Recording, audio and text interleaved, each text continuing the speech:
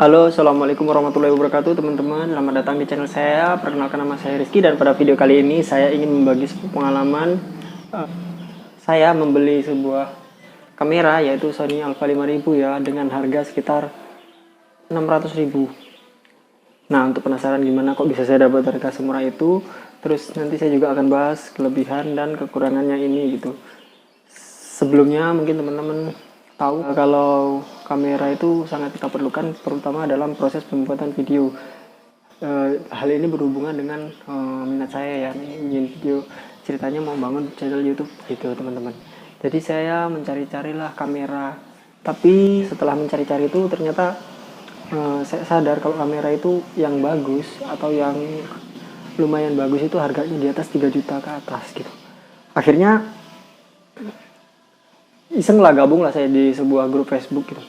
Ada nih orang yang jual kamera Sony Alpha 5000 dengan harga sekitar 1.200.000. Pertama saya curiga ya, karena Sony Alpha 5000 ini kalau saya lihat harga pasarannya di Bukalapak itu masih sekitar 3 sampai dengan 4 juta second tanpa lensa teman-teman. Jadi saya curiga kok bisa murah banget gitu. Ternyata setelah saya kontak orangnya, terus dia setuju untuk melakukan COD. Oke, karena dia mau COD, nggak ada salahnya saya datang. Saya persiapkan duit sekitar 1.200.000, kemudian saya temuin orang itu di pasar gitu teman-teman, karena yang ramai ya. Jadi kan kalau kita COD itu pertama kita harus nyari tempat yang ramai gitu. Setelah ketemu, saya langsung dong saya cek kameranya kayak mana, saya tanya kelengkapannya apa aja. Ternyata setelah saya cek, kamera ini kondisinya tidak bisa ambil gambar ya teman-teman. Dia ada tulisan ada apa, ketika kita hidupkan dia ada tulisan call not star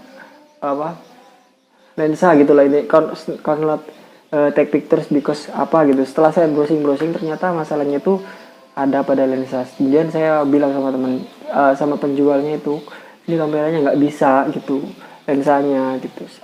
Nggak tahu lensanya atau bukan, tapi kalau misalnya 1.200.000 saya harus beli lensa, saya kayaknya kurang setuju.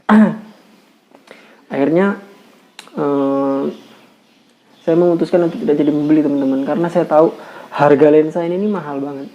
Harga lensanya itu harganya hampir 1 juta lebih ya, atau hampir 2 juta gitu teman-teman. Itu Sony Alpha 5000 yang otomatis ya. Emang kalau lensa-lensa yang manual itu harganya agak murah gitu. Akhirnya karena mungkin orang tersebut kepepet, atau entah saya juga nggak tahu, atau barangnya ini sebenarnya apa, barang orang lain gitu, saya juga nggak tahu. Akhirnya orang itu menjual dengan harga sekitar 600.000. Pertama dia menawar 800.000. Duh mas, nggak jadilah, saya beli lensa dulu ya kalau lensanya, karena waktu itu saya juga belum yakin kalau itu yang rusak lensanya. Akhirnya ya udahlah mas, kata dia, beli aja dengan harga 600.000. Nanti kalau misalnya emang lensanya yang rusak, sampean beli lensa, ya berarti harga apa kamera ini harganya cuma 600.000 gitu. Anggap aja lensanya nggak usah dibeli. Oke, saya beli. Akhirnya saya putuskan membeli lensa teman-teman, lensa manual. Kalau nggak salah mereknya apa ya, lupa saya. Nanti saya cantumkan di mana gitu gambarnya dan namanya teman-teman. Nah setelah itu ternyata setelah copot ininya lensanya, terus kemudian dibelikan lensa baru, lensa apa, aksesoris lah istilahnya. Ternyata emang bener teman-teman, kamera ini bisa dipakai dan masalahnya bener-bener di lensa. Kemudian karena saya juga iseng nyari di YouTube call not star itu apa masalahnya, ternyata katanya itu karena lensa bagian luarnya ini, lensa kedua, lensa atas. Coba nanti saya hidupkan dulu biar teman-teman bisa lihat. Lensa depan ini tidak bisa keluar karena terhambat sesuatu. Akhirnya berbekal tutorial YouTube saya bongkarlah lensanya ini. Setelah saya bongkar, nggak saya apa-apain gitu, terus saya pasang ulang, ternyata malah bisa digunain teman-teman lensa ini. Jadi akhirnya lensanya yang aksesoris saya jual dengan harga, ya tadinya saya beli 900.000, saya jual di 800.000. Kemudian lensanya saya pakai lensa ini yang otomatis gitu, karena kan lumayan gitu. Kalau lensa manual kan ribet ya, harus harus ngambil apa fokus. Emang bagus sih untuk foto bokeh-bokeh gitu, tapi ya menurut saya lebih simpel yang ini karena dia otomatis gitu. Terus setelah menggunakan kamera ini nyesel nggak sih Sony Alpha 5000 ini?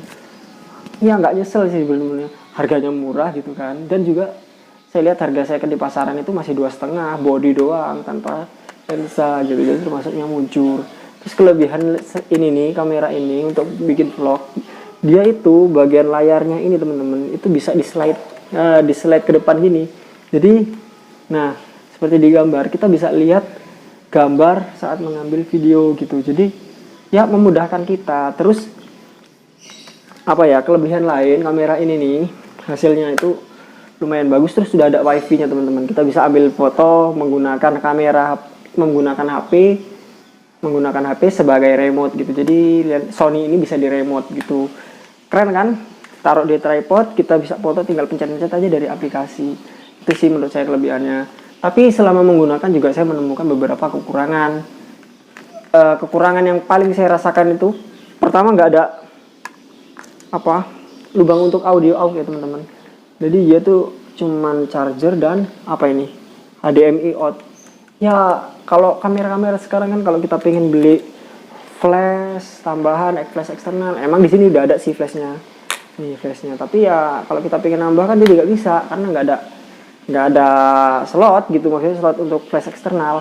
Dan juga kalau yang paling fatal menurut saya, nggak bisa digunain untuk mikrofon eksternal kayak gini ya teman-teman. Ini kan saya menggunakan mic clip on. Biasanya kalau vlogger itu kan dari kamera dia menggunakan mic clip on. Memang sih yang tidak disertakan dengan lubang lubang audio ini cuman Sony Alpha 5000. Setahu saya kalau tipe yang di atasnya itu udah disertakan dengan audio gitu, audio dari luar gitu, eksternal gitu. Jadi teman-teman, itu aja pengalaman saya membeli kamera Sony Alpha 5000 dengan harga 600.000. Ya ini bukan promosi atau gitu, cuman bagi cerita aja gitu. Ternyata kita bisa dapetin barang yang bagus ya dengan harga yang cukup terjangkau gitu, asalkan ya kita rajin-rajin nyari aja. Tapi beruntung-beruntungan sih, karena kan nggak setiap hari ada orang jual-jual kamera kayak gini. Itu aja video kali ini, mudah-mudahan bermanfaat. Terus kalau misalnya ada yang salah saya mohon maaf. Kalau teman-teman suka video ini, di like aja. Kalau nggak suka ya boleh dislike. Yang penting teman-teman jangan lupa subscribe supaya sayanya makin semangat bikin video di channel ini. Oke, terima kasih telah menyaksikan dan sampai jumpa di video selanjutnya.